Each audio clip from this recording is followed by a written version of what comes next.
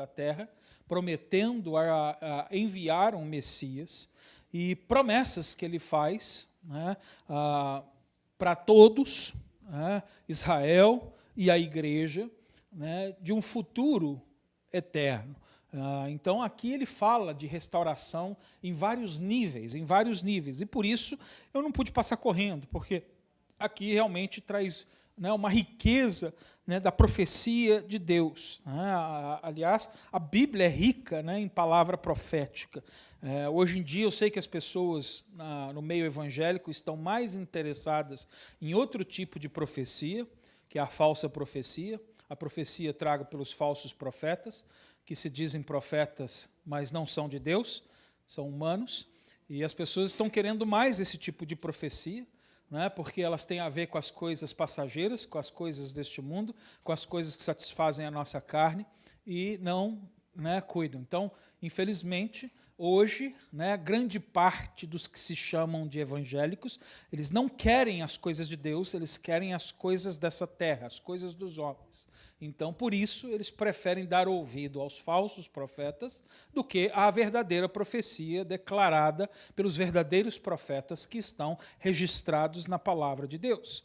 Mas, graças a Deus, que nós temos uma igreja aqui que não tem desistido. Né? Você tem vindo e assistido e participado e aprendido aqui, porque o verdadeiro profeta nos ensina, e ele está nos ensinando a respeito do nosso futuro, né? Mostrando que nós podemos estar encorajados, nós podemos ser fortalecidos, nós podemos estar consolados, nós podemos viver em alegria, nós podemos viver em paz por causa das promessas que Deus faz para nós. E é isso. E hoje, do versículo 15 até o versículo 22, nós vamos ver aqui, dentro ainda dessa ideia central do capítulo 60, que Deus ele promete restaurar completamente Jerusalém com um propósito. Qual é o propósito? É revelar a sua glória, revelar a sua soberania. Ele vai estabelecer justiça perfeita, não é justiça imperfeita, ele vai criar um mundo definitivo, não é um mundo temporário, né? Ele vai entregar para a gente alegria eterna, não é uma alegria passageira, algo que somente o Criador, somente Deus pode fazer, mais ninguém. Então vamos ler, versículo 15 ao versículo 22. A palavra de Deus diz assim: de abandonada e odiada que eres, de modo que ninguém passava por ti, eu te constituirei glória eterna, regozijo de geração em geração. Mamarás o leite das nações e te alimentarás do peito dos reis. Saberás que eu sou o Senhor, o teu Salvador, o teu Redentor, o poderoso de Jacó. Por bronze trarei ouro, por ferro trarei prata, por madeira, bronze e por pedras, ferro. Farei da paz os teus inspetores e da justiça os teus exatores. Nunca mais se ouvirá de violência na tua terra, de desolação ou ruínas nos teus limites, mas aos teus muros chamarás salvação e às tuas portas louvor. Nunca mais te servirá o sol para a luz do dia, nem com o seu resplendor a lua te alumiará. Mas o Senhor será a tua luz perpétua e o teu Deus a tua glória. Nunca mais se porá o teu sol, nem a tua lua minguará, porque o Senhor será a tua luz perpétua, e os dias do teu luto findarão. Todos do teu povo serão justos, para sempre herdarão a terra. Serão renovo por mim plantados, obra das minhas mãos, para que eu seja glorificado. O menor virá a ser 1000, e o mínimo uma nação forte. Eu, o Senhor, a seu tempo farei isso prontamente. Pai, em nome de Jesus, diante da Tua palavra, nós oramos mais uma vez, pedindo que o Senhor agora abençoe a Tua igreja, para que nós possamos aprender, Senhor, de Ti. Que o Espírito Santo de Deus faça a sua obra em nossas vidas, convencendo o homem do pecado, da justiça e do juízo, para que, Senhor, convencidos do pecado, nós venhamos a crer no Teu nome, nos arrepender, Deus Pai, para que a Tua justiça seja imputada sobre a nossa vida, pelo sangue de Jesus Cristo que foi derramado na cruz do Calvário. Senhor, Pai querido, Deus Pai, que nós possamos entrar em juízo, Senhor, com tranquilidade ao nosso coração, sabendo que o nosso juízo, Senhor, não será para a condenação, e sim, Senhor, para recebermos o galardão que temos prometido por Ti. Por isso, Senhor, encoraja a Tua igreja, Senhor, a estar com os olhos fitos, Senhor, Pai querido, na eternidade, no futuro, na volta de Jesus Cristo, Senhor, e não nas coisas passageiras deste mundo. Senhor, o nosso mundo está em guerra, vive em terror, vive, Senhor, Deus Pai, em idolatria, em pecado, em disputa de poder, Deus Pai, Senhor, e estas coisas muitas vezes podem roubar a nossa alegria, a nossa paz. Não permita que seja assim. Por isso, Senhor, inculca em nossas mentes, Senhor, a esperança da glória, Deus Pai, para que nós possamos viver com alegria, com paz, com tranquilidade, indo e vindo, Senhor, Pai querido, para o louvor, a honra e a glória do Teu nome. Essa é a oração que eu faço em nome do Senhor Jesus. Amém. Amém, querido. Eu quero começar essa ilustração, que está bem pertinente diante do que está acontecendo nos nossos dias, mostrando o que de fato é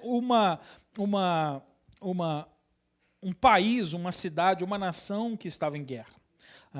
Por que eu estou falando isso? Porque essa era a situação de Israel naquele tempo. Quando Isaías estava profetizando, Israel ainda não tinha passado pela guerra, não tinha passado ainda pelo cativeiro, mas iria passar. Deus já havia afirmado que isso ia acontecer, era inevitável que acontecia a qualquer nação, e aquela nação ela ficou realmente destruída, desolada. Então, eu queria que você, para que você hoje entendesse a minha mensagem, que você, nesse momento, imaginasse, eu quero introduzir com uma ilustração para que você imaginasse, se imaginasse no lugar daquelas pessoas. Imagine uma cidade completamente destruída, querido, por uma guerra. Não sei se você consegue imaginar, não sei se alguém aqui já viveu num local de guerra. Acho que a maioria de nós talvez não, nosso país não tem história de guerra. Não sei os irmãos que são de outros países, mas eu queria que você imaginasse, se você começar a olhar para essa cidade em guerra, os prédios eles estão queimados, as ruas estão vazias, as casas elas estão abandonadas, e ali já ninguém mais quer morar naquele lugar, ninguém quer viver mais naquele lugar. As pessoas talvez elas diriam, diante dessas circunstâncias, dessa situação, dessa cidade, que seria impossível viver num lugar como esse. Por quê? Porque quando as cidades elas são destruídas, elas não são apenas feitas de tijolos. E quando uma cidade está destruída, aquela cidade não são apenas os tijolos quebrados, as pedras quebradas, os muros quebrados, os telhados quebrados. Ali também há o quê? Vidas destruídas, vidas quebradas, histórias quebradas, sentimentos quebrados. Então, tudo isso traz muita dor. Então, você começa a imaginar estas coisas. Então, a gente começa a perceber aqui, diante do que eu estou dizendo, é que o problema não é só o cenário, só a cidade. Aliás, o problema maior são o quê? As pessoas que habitam aquela cidade. Porque sem pessoas não há cidade. Uma cidade onde não há pessoas, a gente chama de quê? De abandonada. Ali não há vida, ali não há nada. Se você voltasse a colocar naquela cidade as mesmas pessoas, as mesmas, do mesmo jeito, o que aconteceria novamente com aquela cidade? Ela voltaria a ser destruída. Por quê? Se ela passou por aquilo, foram por causa das pessoas que ali viviam.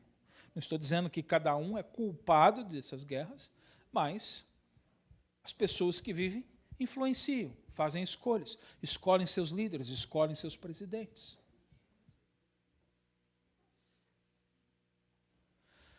É por isso que a Bíblia, ela promete para a gente que essa reforma que Deus está dizendo que vai acontecer da nação de Israel, das nações da terra, ela não vai ser uma reforma com uma melhora da humanidade, né? Não vai ser uma melhora política, não vai ser uma melhora dos problemas sociais. Essa reforma ela vai ser fruto de uma transformação divina. Deus vai intervir. Ele não vai apenas reformar o mundo, ele vai transformar o mundo e as pessoas que vivem nesse mundo. E é por isso que, então, a gente pode ter esperança diante desses problemas, destas coisas. Porque Isaías, aqui no capítulo 60, ele está mostrando para a gente essa restauração, essa transformação que vai ser diferente de todas as outras. Por quê? Porque ela não vai ser uma transformação política, ela não vai ser uma reforma política, ela não vai ser uma reforma social, não vai ser uma transformação social. Ela também não vai ser uma reforma tecnológica, ela não vai ser, né, uma transformação tecnológica. A reformação, a transformação que Deus está anunciando aqui é escatológica. Eu sei que crente muitas vezes nem sabe o que isso significa, e os que sabem muitas vezes têm medo até de estudar a respeito. Escatologia é um ramo da teologia bíblica, ou seja, do conhecimento da palavra de Deus, que estuda as coisas dos últimos dias. Escatos são coisas dos últimos dias. Logia é conhecimento. Escatologia é, então, conhecer as coisas dos últimos tempos. E se Deus enviou Jesus Cristo para pregar e ensinar pessoalmente um livro inteiro que se chama Apocalipse ou Revelação, nós deveríamos estudá-lo. Por quê? Porque cada um dos outros 65 livros escritos na Bíblia, eles têm um autor, como o que nós estamos estudando, foi Isaías, foi João, Marcos, Lucas, nós temos Moisés, nós temos uma diversidade de homens que escreveram, obviamente, inspirados pelo Espírito Santo de Deus. Mas o livro de Apocalipse foi redigido por um homem, mas foi escrito por Jesus Cristo. Não sei se você já parou para pensar, mas logo no princípio de Apocalipse diz lá que Jesus é o autor daquele livro. E talvez seja o livro que a gente menos lê. Porque a maioria das pessoas tem medo de ler o livro de Apocalipse. Eu não entendo por que crente tem medo de Apocalipse. Talvez porque não seja crente. Talvez porque não tem convicção da sua fé. Talvez porque sabe que continua vivendo do pecado e ainda não se arrependeu. E não recebeu a salvação. Porque quem tem a segurança da salvação não tem medo do que acontece no livro de Apocalipse. Talvez isso revele o estado do seu coração nesse momento. Se você tiver a segurança de que você está em Cristo, de que você se arrependeu dos seus pecados e hoje você vive para Jesus, Ele é o Senhor e Salvador da sua vida, você não precisa temer nada do que está escrito na nossa Bíblia. Porque Ele é a esperança, Ele é a alegria. E se Ele anuncia as coisas terríveis que estão por vir, é para nos preparar para que a gente não seja pego de surpresa e para que a gente aguarde com esperança a vinda gloriosa do nosso Senhor Jesus Cristo. E é isso. Então, o que o profeta ele está profetizando aqui no capítulo 60, né, é Deus mudando a realidade do mundo. Aqui o profeta ele anunciou que o juízo passou, né, porque é isso que o Apocalipse quer mostrar para a gente. Ele mostra todo o juízo, mas ele quer mostrar para a gente, para dizer que para o crente o juízo passou, mas para o não crente não.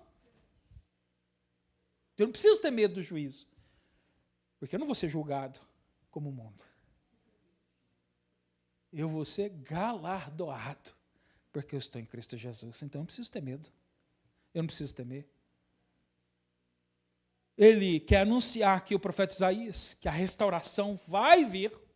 A gente pode estar certo de que vai acontecer. E ele quer anunciar aqui para a gente que o reino de Deus prometido é definitivo, é eterno, é para sempre. Então, hoje aqui, agora, nesses versículos que nós temos diante de nós vamos ver 5 aspectos aqui agora da transformação final de Deus. Como é que Deus vai agir na transformação do mundo? Então, um subtítulo da minha mensagem seria 5 aspectos da transformação final de Deus. Então, o primeiro nós vamos ver no versículo 15 e no versículo 16. Deus ele vai transformar a humilhação em glória. Então ele começa a mostrar isso, que o humilhado será exaltado. Parece com o que Jesus falou, não parece? Não parece com aquilo que o Novo Testamento diz para a gente? Que quem se humilhar será exaltado, e quem se exaltar será humilhado.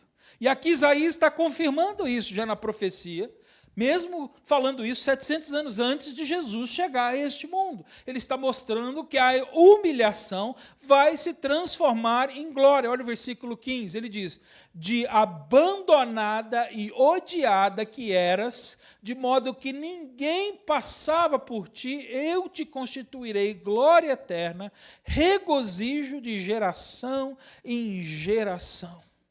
Aqui a gente tem uma promessa que Deus está fazendo a Jerusalém, a Israel, de exaltação.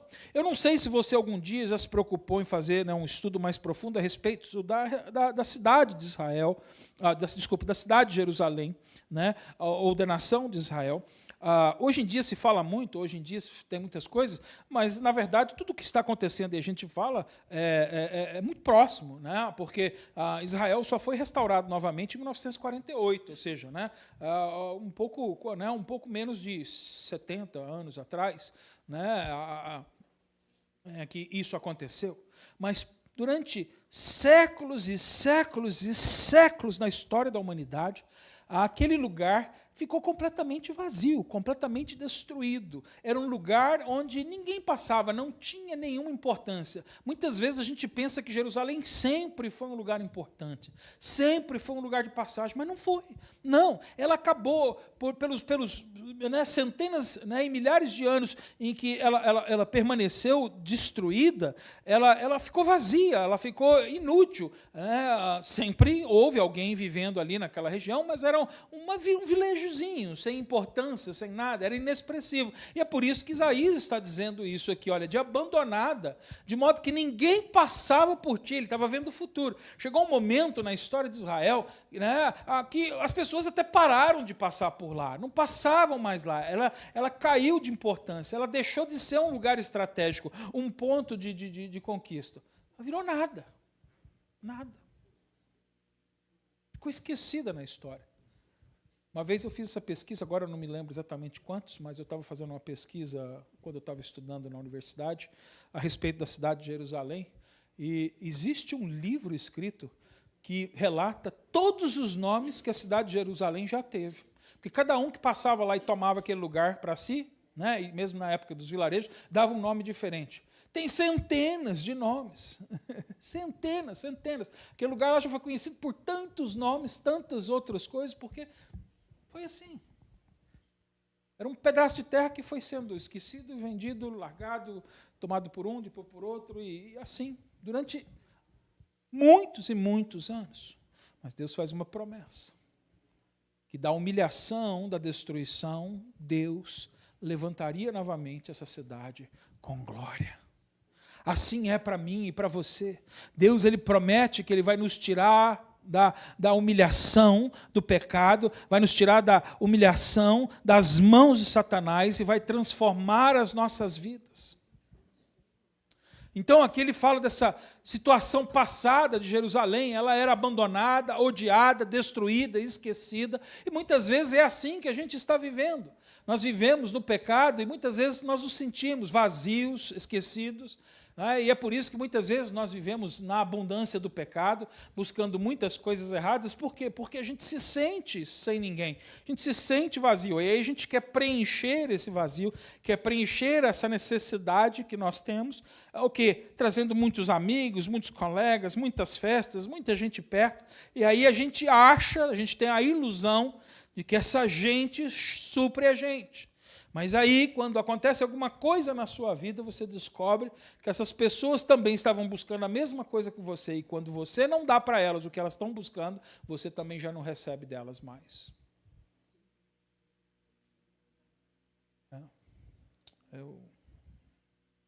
Recentemente, vocês sabem que meu padrasto, né, passou por uma situação de câncer, né, no sangue, ARA.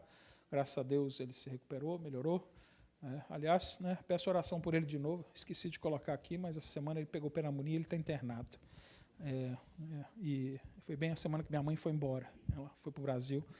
Ele está internado com a pneumonia. Mas ele está bem, graças a Deus. Né? Ele não teve mais nenhum problema né, com câncer e tudo isso. Mas ele era uma pessoa alegre, festeira, muito brincalhona, muito dada, cheio de amigos. Ele vivia bancando a conta. Agora que ele não pode bancar a conta, fica doendo, a gente olha. Onde estão os amigos? Cadê aquele monte de gente que fazia festa com ele?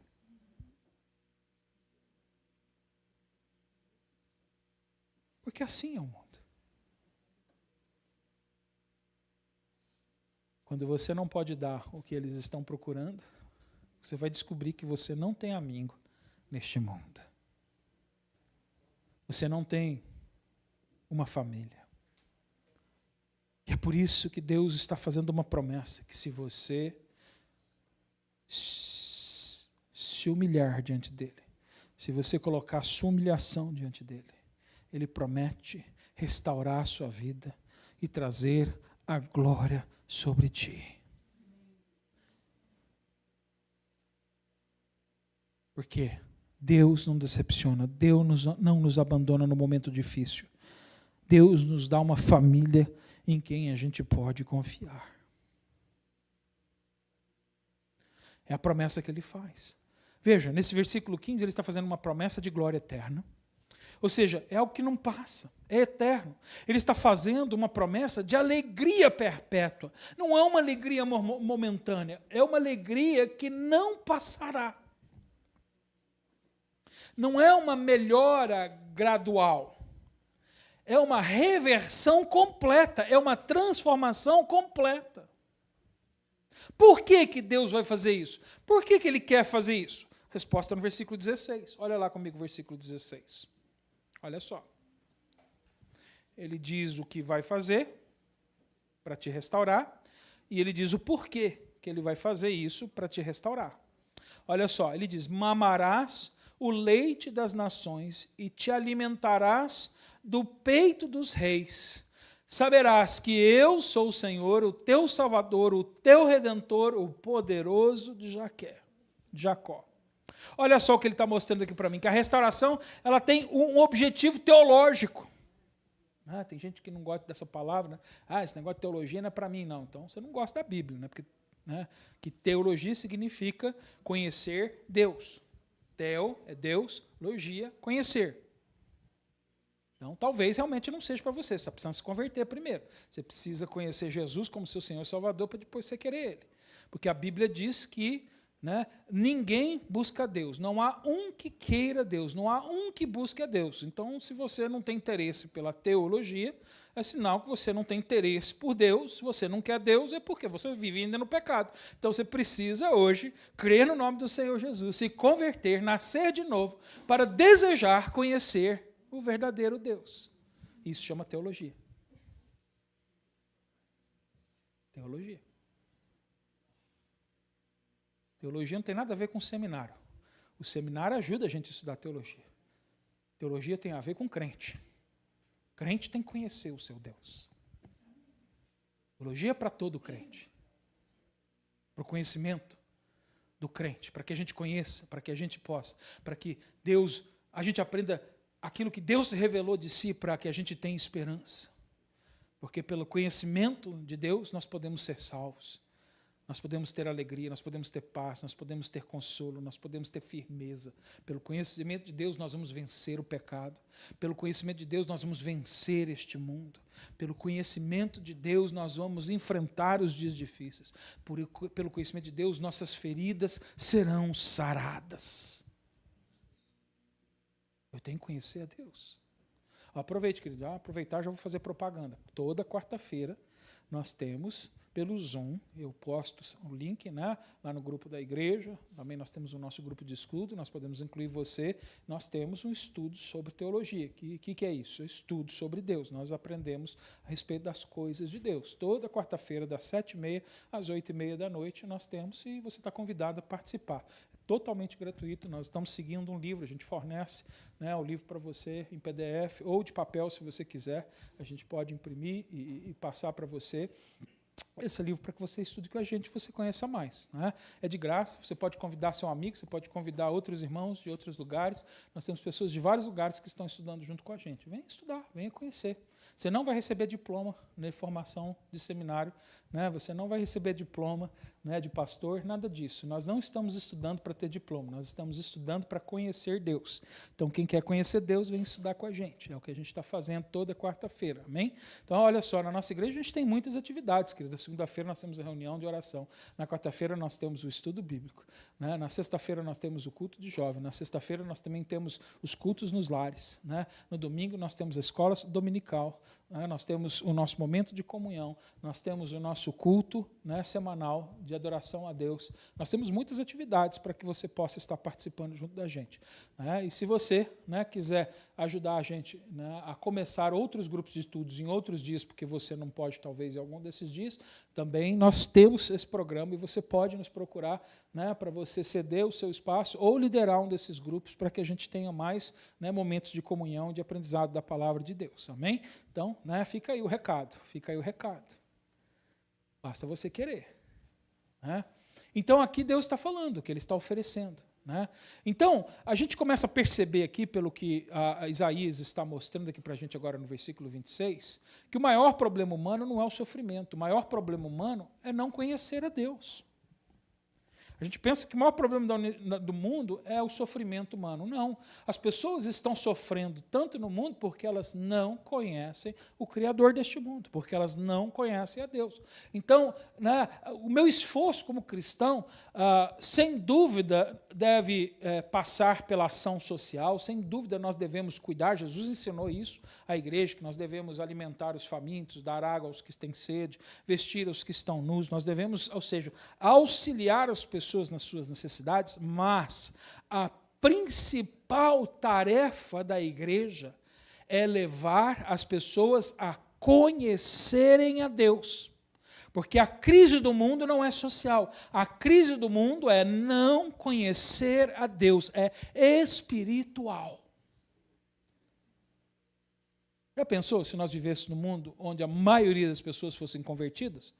Nós não teríamos a quantidade de problemas e de guerras que nós temos neste mundo.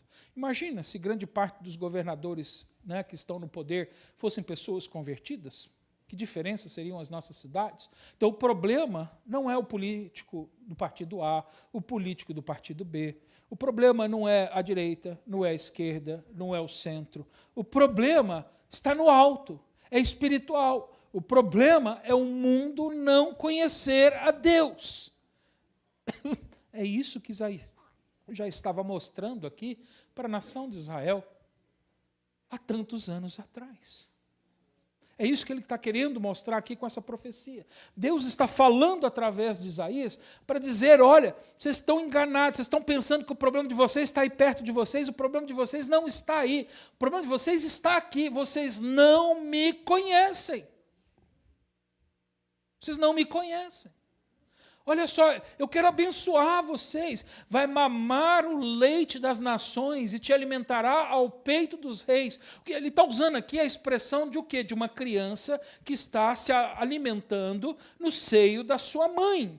É o que você entende. Uma criança recém-nascida, um bebê, ele é totalmente dependente, ele é totalmente necessitado. Se você o abandonar, se você largar, se você não der o peito, não der o leite a essa criança, ela morre.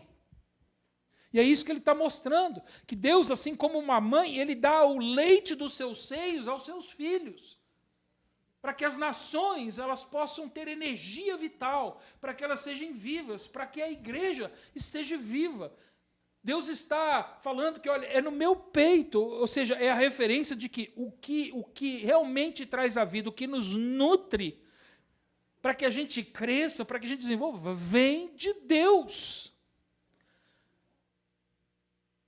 O melhor alimento, o mais rico, o mais saudável, né? Se você procurar um nutricionista, ele vai falar, olha, você precisa comer mais disso, mais daquilo, menos disso, menos daquilo. E aí é uma bagunça, né, terrível, porque uma hora você lê que você tem que comer um monte de banana, que banana faz bem a sua vida. Aí, depois, aí um pouco o outro faz, não, fiz um estudo, você comer banana demais também faz mal e vai trazer isso. Aí você fala, não, você está precisando de vitamina B. Aí essa semana eu vi que saiu um estudo lá que tomar vitamina B demais pode trazer um monte de outro problema na nossa saúde. Aí você fica assim, e agora? Tomo vitamina? Não tomo vitamina? Como isso? Não como aquilo? Eu vou continuar fazendo o que eu estou fazendo sempre. Quando me dá vontade de comer alguma coisa, eu como. Pronto. Eu vou morrer mesmo. A não ser que Jesus volte. E se voltar, ainda vai ficar melhor. Ele vai me dar um corpo glorificado, eu não vou ficar careca, nem magro, nem gordo. Não vou ter ruga, não vou ter mácula, né? Não preciso de plástica, não vou precisar de médico, porque vai vir tudo perfeito.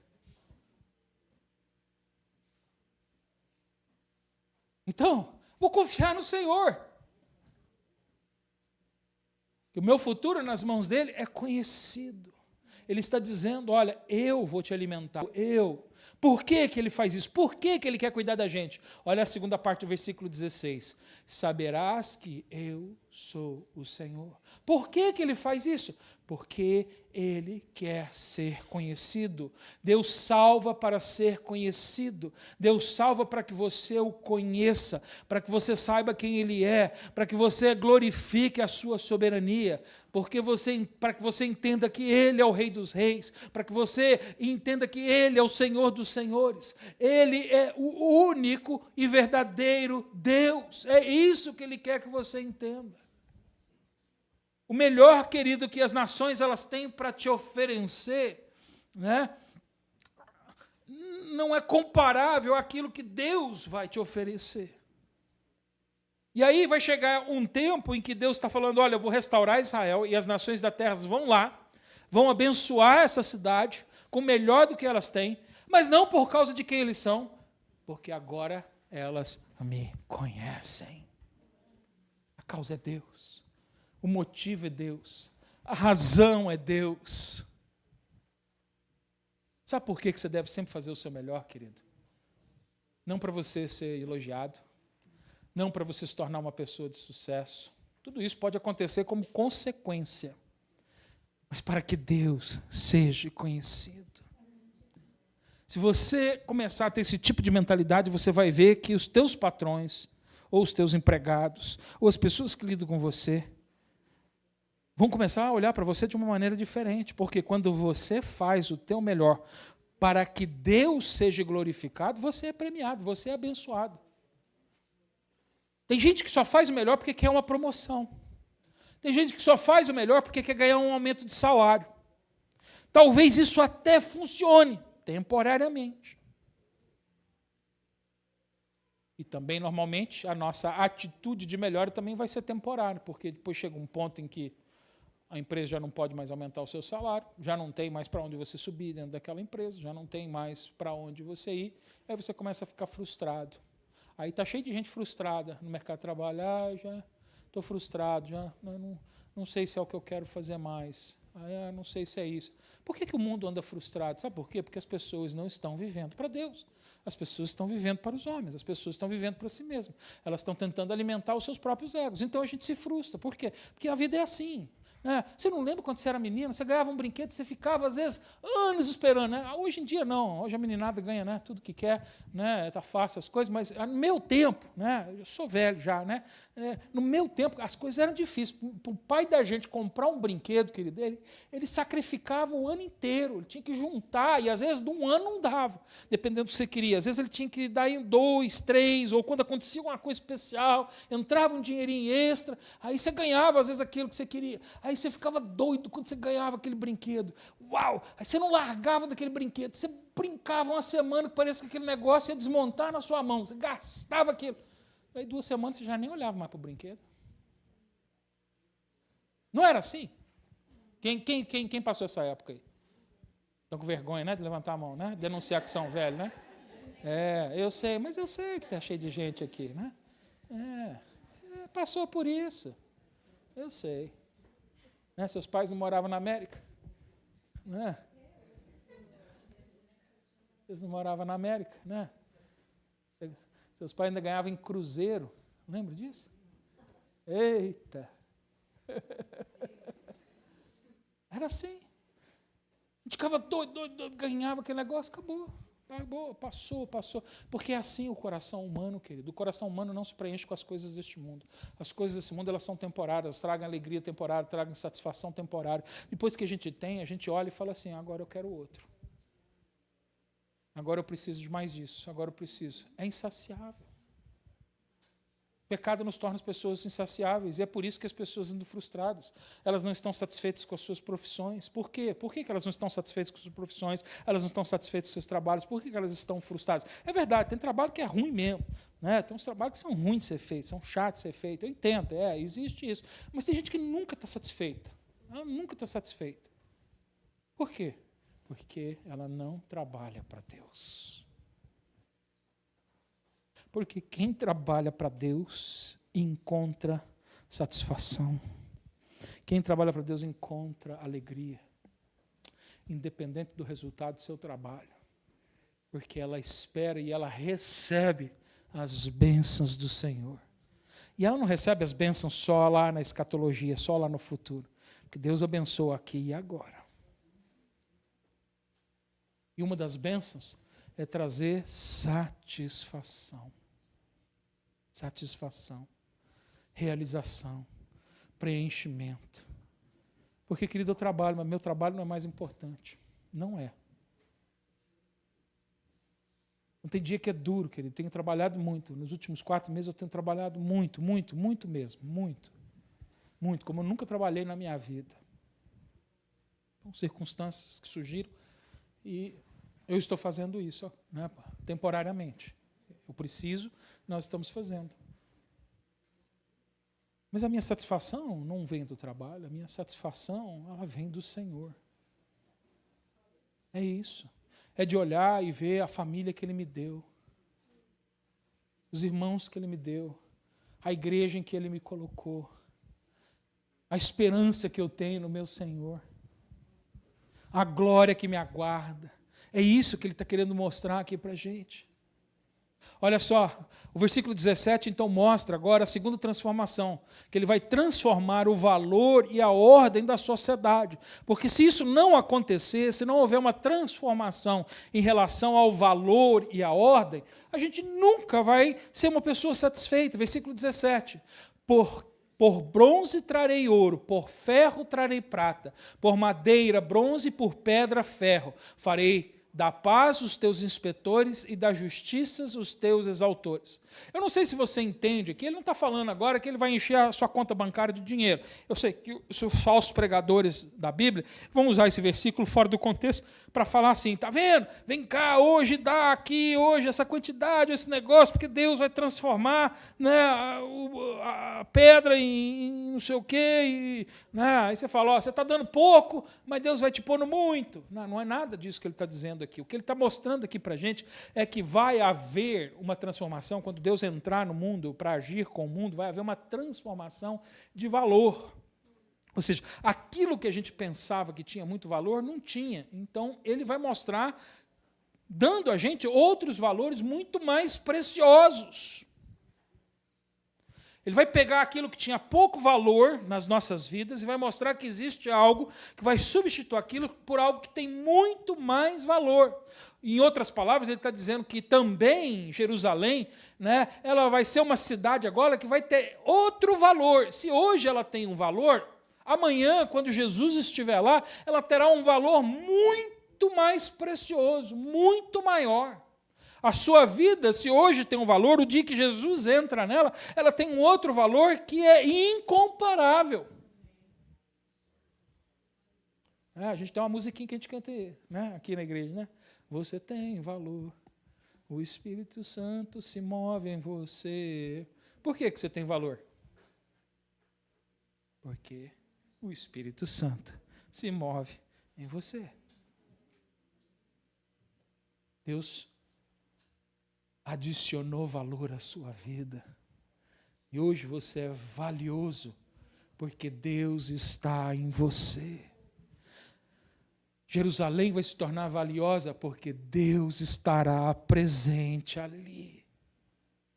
O valor está em Deus, é isso que ele está dizendo aqui. O futuro reino, ele não vai ser um reino remendado, um reino costurado, um reino de um pedaço de uma coisa, um pedaço de outro, um pedaço de outro. Hoje existe reino assim, tem a Inglaterra, que se chama Reino Unido, eles têm um pedaço de terra aqui, um pedaço de terra lá, eles têm terra até lá na Argentina. Eles vivem brigando, a Argentina fala, não, a ilha é minha, aí os ingleses vão lá e levam uns aviões com bomba e batem, a ilha é minha. As Maldivas. Todo lugar. Existem reinos remendados, mas aqui a Bíblia está dizendo que o reino de Deus vai ser glorioso, não vai ser remendado, vai ser superior aos reinos da terra, vai ser o original, vai ser um reino completo, onde não vai haver um pedaço aqui, um pedaço ali, vai ser todo, completo, um único reino reinando, e um único rei sobre o trono, e o nome dele é Jesus Cristo, o Rei dos Reis, o Senhor dos Senhores. Então aqui ele está prometendo uma nova administração. Olha só, ele está dizendo aqui nesse versículo 17, que ele vai fazer o quê? Ele vai colocar a paz, os teus inspetores. Em outras palavras aqui, essa palavra inspetor tem a ver com o professor, o magistrado, ou a pessoa que governa, o juiz. Ele vai ser, ou seja, então vai haver a paz perfeita, o juízo justo, né? Vai haver governadores que vão governar com fidelidade, com honestidade. Por quê? Porque não vai ser governo dos homens, vai ser um governo de Deus.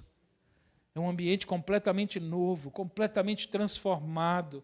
É assim que ele está dizendo, porque, querido, nenhum governo humano conseguiu fazer isso. Nenhum governo humano conseguiu mudar o coração das pessoas pelas leis. Mas Deus muda. Deus transforma. Olha o versículo 18. Nunca mais se ouvirá de violência na terra, na tua terra, de desolação ou ruínas, nos teus limites, mas os teus muros chamará salvação e as tuas portas louvor. Em outras palavras, ele está dizendo, este mundo que ele promete, esse reino, vai ser um mundo onde nunca mais haverá o quê? Violência. Não vai ter mais violência, não vai ter mais guerra, não vai ter mais destruição. Pelo contrário, olha, se houver um muro, o muro vai se chamar o quê? Salvação, ou seja, o que nos protege, o que nos guarda, o que nos circunda, é a segurança da nossa salvação. Sabe o que dá proteção para você, crente, contra o pecado? Sabe o que te dá segurança de você viver num mundo caído e lidar com gente pecaminosa? É saber que você está salvo no Senhor Jesus. É a segurança da tua salvação. O crente que duvida, que acha, será que eu tenho salvação? Não tenho? Será que eu posso perder minha salvação? Ele não tem segurança, ele não tem paz, ele anda morrendo de medo, aí ele não consegue nem ler Apocalipse.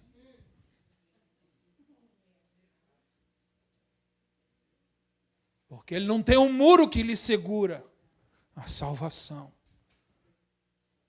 E as portas, o versículo diz, será louvor. Porque quem está seguro de sua salvação, entra, sai. Porta é o lugar que dá acesso, não é? Entra, sai. Um dia eu estou aqui na igreja, adorando, louvando, daqui a pouco eu estou lá fora, lidando com gente pecadora. Não importa onde eu vá, não importa por onde eu passe. Na vida de alguém salvo, de alguém seguro no seu Senhor, é uma vida de louvor, é uma vida de glória, é uma vida de adoração. Não importa, se os dias forem bons, nós louvamos, se os dias forem maus, nós louvamos.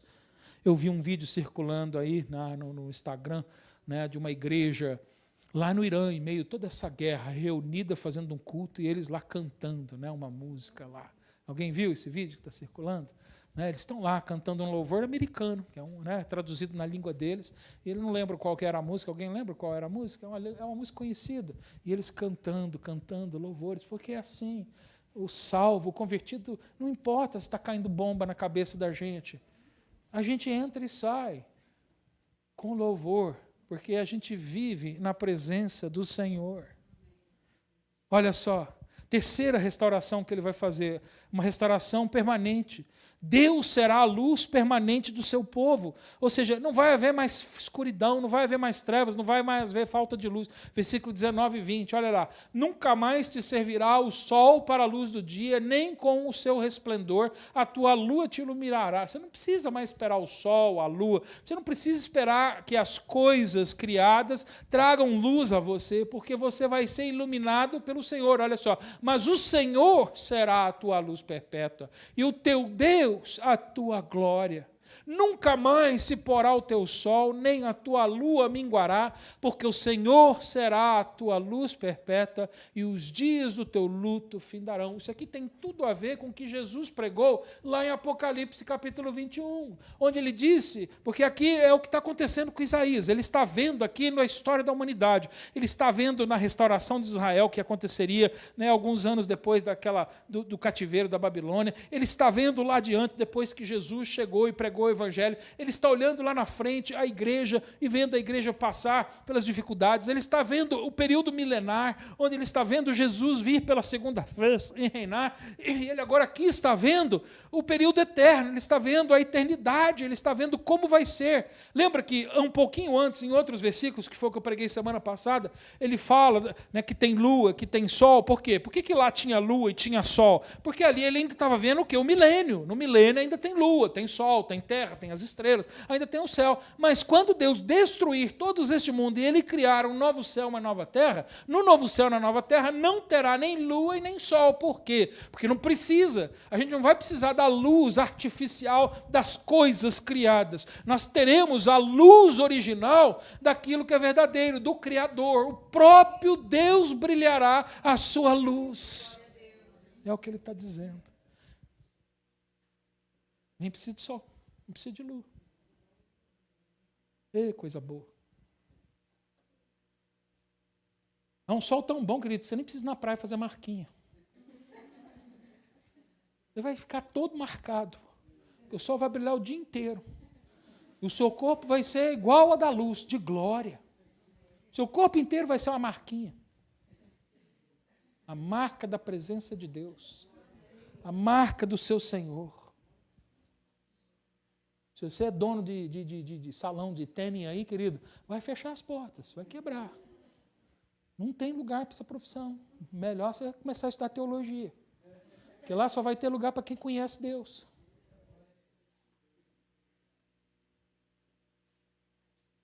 Então investe nas coisas eternas. Ele diz, ele vai mudar. E o resultado é que, se ele é a luz, não tem mais luto. Por que não tem luto? Porque não tem mais morte. Não tem mais trevas. Não tem mais ação satânica, demoníaca. Então não tem mais tristeza, só tem alegria.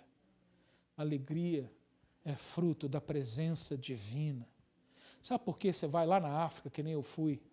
Lá no fim do Cafundé, no lugar mais escondido que tem dentro do Senegal, na menor das menores tribos do Senegal. E aí você encontra um grupo de irmãos, feliz, contente, sem ter quase nada na vida, mas sabendo que tem tudo porque hoje tem o Senhor. E aí quando você olha e você vê, não tem chuveiro, não tem luz elétrica. Hoje mudou, hoje já tem luz elétrica. Não sei se ainda tem chuveiro. Vai tomar banho de canequinha, sim, ou no rio. É o único jeito. Só que no rio passa jacaré, hipopótamo, de vez em quando vem leão, hiena. Então, eu preferi a canequinha. Eu não queria trombar com nenhum desses bichos no meu caminho, não. E passa, viu? Já é.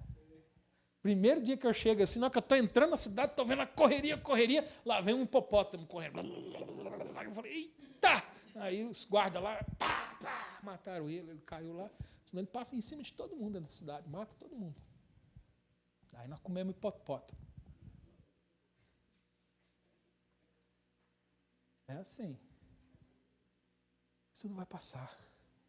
Olha só, o versículo 21, ele mostra, quarta transformação, que Deus transformará o coração das pessoas. todos os do teu povo serão justos, para sempre herdarão a terra. Serão renovos por mim plantados, obras das minhas mãos, para que eu seja glorificado. Aqui está o ponto principal, querido. O problema do mundo não é estrutural, não é organizacional, não é político, é moral, é o pecado. Por isso, querido, que as reformas elas falham, é por isso que as revoluções falham, é por isso que as civilizações elas caem. Porque o problema do mundo não é estrutural, é moral. Só Deus pode mudar o coração de uma pessoa e Ele está prometendo que Ele fará transformação no coração das pessoas. Deus vai agir e vai transformar. E olha que interessante, ele diz aqui, é interessante aqui que até aqui, num tempo ainda que nem Calvino existia, já havia calvinista. Todo mundo fala, pastor, você é calvinista. Eu falei, eu não, eu sou bíblico, eu acredito na Bíblia. Não em Calvino, eu acredito na Bíblia. Aqui a Bíblia está dizendo que a salvação não é obra das mãos dos homens. Aqui ele diz que o renovo, a transformação, a salvação é obra. Olha só, volta aí no versículo 21 e olha para mim se eu estou falando a verdade para você. Se é o que a Bíblia diz. Ele não diz assim, obras das minhas mãos. Então, não sou eu que me salvo. Não é minha decisão que me salvou. Não sou eu que, eu ajudei a Deus. Olha, Deus foi lá e mostrou a palavra, então agora eu o quis. Ninguém quer Deus, a Bíblia diz. Ninguém. Se Deus não entrar com a mãozinha dele hoje no seu coração ali, e ele não entrar na sua vida com a mãozinha dele, mudar o seu coração e a sua mente, para que você hoje creia, jamais você terá fé em Cristo Jesus. Porque ela é dom de Deus. Não vem das nossas obras. É de Deus. Por quê? Ele diz por quê que é Ele que faz. Por que que não é a gente que faz? Olha só no final do versículo 21. Obras das minhas mãos para... Aqui está a razão. Por quê? Para que eu seja glorificado. Mirela, não está aí no script não, mas vai lá em Efésios capítulo 2, versículo 8, 9. Abre sua Bíblia lá, em Efésios capítulo 2.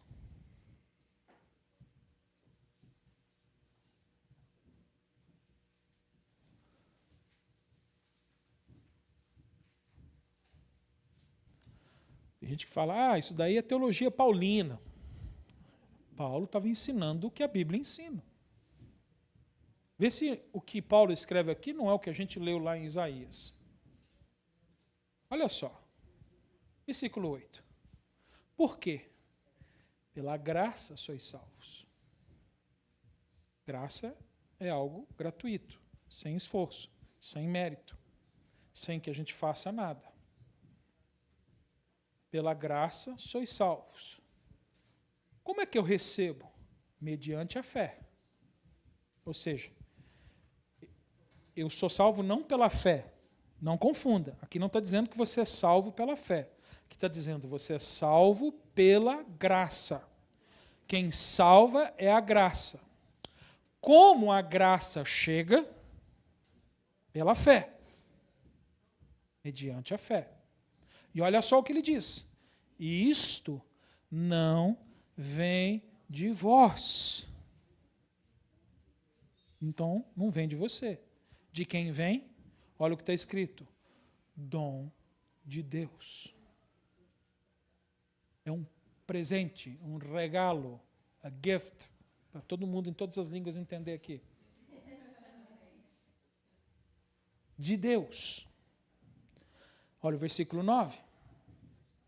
Se não está de acordo com o que a gente leu lá em Isaías 60, 21.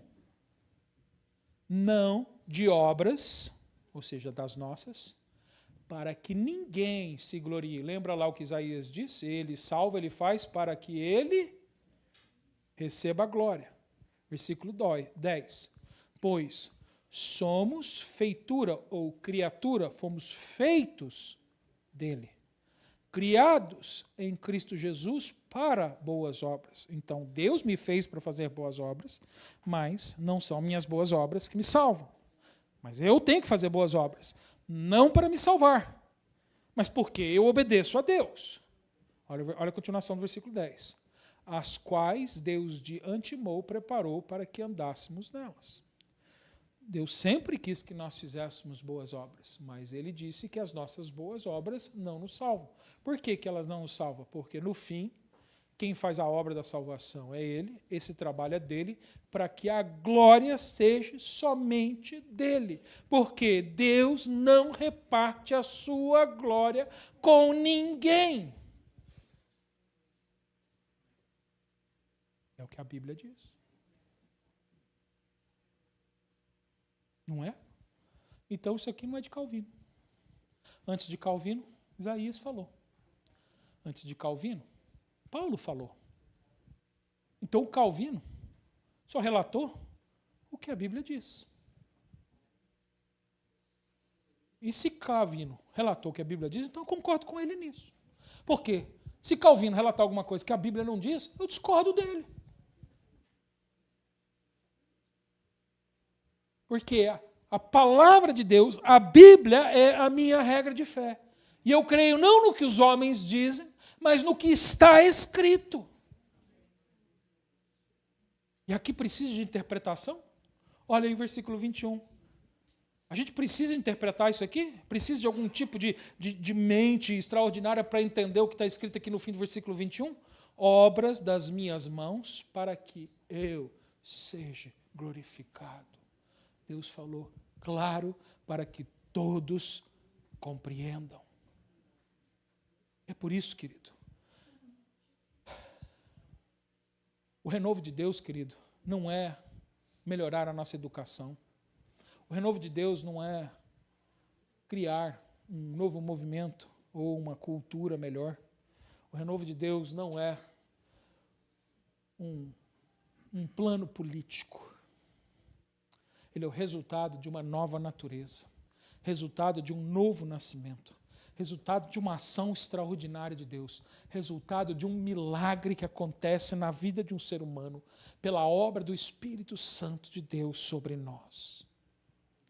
E olha só o último versículo, versículo 22, que Deus mostra para a gente a quinta reforma que vai acontecer. Aqui ele garante o cumprimento das suas promessas. Ele disse, se eu prometi, eu cumpro. Se eu falei que vai ser assim, eu garanto, vai ser. Versículo 22. O menor virá a ser mil, e o mínimo uma nação forte. Eu, o Senhor, em seu tempo farei isso prontamente. Talvez você não entenda o que ele está querendo dizer aqui, mas isso aqui é uma referência a Abraão. Isso aqui é uma referência à promessa que Deus fez lá em Gênesis capítulo 12 a Abraão. Um homem simples, menor dos menores, de um lugar completamente desconhecido. E Deus prometeu para ele que se ele saísse daquela terra, largasse a sua família, Deus faria dele uma nação sem número. E Deus o fez. Já nesse tempo, a nação de Israel já era uma nação numerosa. Nesse tempo que Isaías estava pregando, que ainda não havia sido destruída, ela era uma nação das mais fortes, uma nação grande, uma nação temida. Então ele está dizendo, olha, sabe por que eu posso garantir? Porque o que eu prometi eu fiz. Então ele está remetendo o povo de Israel, e entender isso aqui claramente, quando Isaías estava falando, falou, sabe por que você pode acreditar nessas reformas que eu estou falando lá do futuro? Você pode acreditar nas palavras que eu estou dizendo lá na frente? Por quê? Porque lá no passado eu fiz uma promessa e eu cumpri. Porque o que eu prometo, eu cumpro. É isso que ele está dizendo. Olha só, Deus ele é glorificado, né, pelo cumprimento literal das suas promessas. Aliás, aí eu volto no que eu tenho falado até hoje, né, que eu amo meus irmãos que têm uma teologia diferente da nossa, né, que acreditam que a igreja substitui Israel, mas para mim isso não glorifica a Deus. Se Deus precisou colocar um substituto para cumprir as suas promessas, sinal que Deus não é muito forte, não é muito tão poderoso. Precisou substituir. Por isso eu não acredito nessa teologia. Por quê? Porque aqui Deus está dando prova de que isso vai acontecer, por quê? Porque Deus cumpre exatamente o que Ele faz para quem Ele promete. Então Ele está lembrando, olha Israel, eu não prometi fazer isso na vida de Abraão, e não foi assim que eu fiz, eu peguei o menor, e do menor eu fiz o maior, de um eu fiz uma multidão. É isso. Querido, o reino de Deus não é uma possibilidade. O reino de Deus é certeza. As coisas de Deus não são possibilidades. As coisas de Deus são garantia. As coisas de Deus não são para que a gente ponha na prateleira para ver se vai dar certo. As coisas de Deus acontecem. Então, para a gente concluir o capítulo 60 hoje, a gente chega ao fim desse capítulo, quero que você entenda aqui algumas coisas que a gente aprendeu. Aqui Isaías ele estava descrevendo o destino final do mundo. Deus ele vai remover a vergonha, Ele vai estabelecer a justiça, Ele vai iluminar tudo com a sua presença, Ele vai transformar os corações e Ele garante a eternidade. O Evangelho, querido, ele não é apenas um perdão individual, ela é uma renovação cósmica de todo o universo. Esse texto aqui, ele aponta para um mundo onde não vai haver violência, não vai haver injustiça, não vai haver lágrima, não vai haver mais morte. Mas eu quero que você perceba uma coisa muito importante aqui. Isaías ele diz aqui que os habitantes dessa cidade eles serão todos justos. Só tem um jeito de a gente participar dessa promessa, nos tornando pessoas justas. Só que você não se torna justo pelas suas ações de justiça. Você se torna justo pela justiça que Jesus fez na cruz do Calvário. E aí a pergunta para você hoje é: será que você poderia viver neste mundo? Será que você poderia entrar nesse mundo? Será que hoje você tem sobre a sua vida a justiça de Deus? Será que você, diante da mensagem do Evangelho, se arrependeu dos seus pecados, confessou Jesus como o Senhor e Salvador da sua vida e hoje vive em submissão e obediência a Ele? Porque essas promessas serão para os justos. E a justiça do homem é como trapo de imundícia. Por isso Deus enviou seu Filho para morrer em meu lugar, em seu lugar, para que a justa justiça fosse feita. E hoje, se você crer no nome de Jesus Cristo, você será salvo, você será justificado, e um dia você entrará no reino eterno de Deus. Pai, em nome de Jesus eu oro, eu peço que o Senhor possa, Senhor, abrir os nossos corações e as nossas mentes para que nós creamos em Ti. Para que, Senhor, a nossa esperança esteja, Senhor, somente em Ti. Para que Tu seja a nossa alegria, o nosso refúgio e a nossa fortaleza. Para que, Senhor, o Teu Espírito console os nossos corações. Para que nós sejamos fortalecidos, Senhor, nos dias de fraqueza, para vencermos o pecado, para vencermos a carnalidade, para vencermos tudo aquilo que é contrário a Ti, Deus Pai. Ajuda-nos, Senhor, dando-nos um novo coração. Que o Senhor possa, Senhor, encorajar a Tua igreja a permanecer na fé, a confiar mais e mais em Ti e a Te conhecer, para que o Teu nome seja glorificado. Essa é a oração que nós fazemos em nome do Senhor Jesus. Amém.